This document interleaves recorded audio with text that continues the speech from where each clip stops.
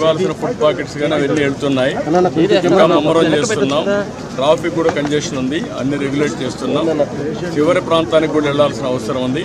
కొంతమంది పేషెంట్ కూడా ఉన్నారు, పిల్లలు ఉన్నారు, కొంతమంది ముసలోళ్ళు ఉన్నారు, వాళ్ళు కూడా తీసుకురావాలి. ఎవరు కూడా ప్యానిక్ రియాక్షన్ అవసరం లేదు. అందరూ ఓపిక పట్టండి. 1 గంట 2 గంటల్లో అందరం ఓపికగా ఉంటే ఇంకా తొందరగా పనులు అవుతాయి. అన్నీ చేస్తానని అప్పీల్ చేస్తున్నా. ఇక్కడే ఉంటా, కంట్రోల్ రూమ్ని యాక్టివేట్ చేస్తున్నా.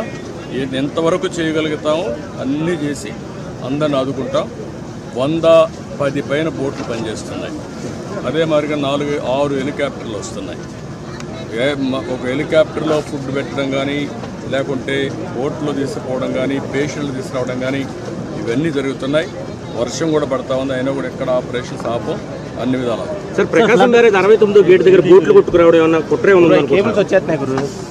ఇవన్నీ ఇప్పుడు నేను అవన్నీ మాట్లాడను. ప్రతి ఒక్కదానికి మనం అవన్నీ మాట్లాడడం కరెక్ట్ కాదు.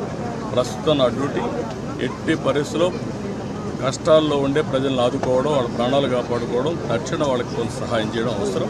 అదే చేస్తాం. ఇంకా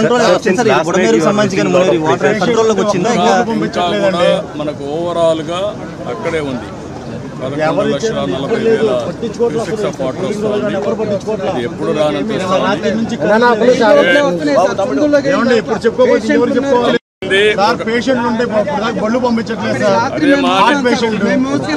నా మాట ఏంటండి, 1 గంట టైం ఇవ్వండి, చేస్తాను.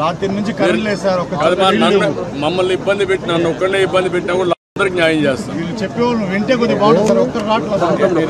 విన్నానమ్మా, మీ కష్టాలు అర్థం చేసుకున్నాను, అందరిని ఇంటూనే వచ్చా.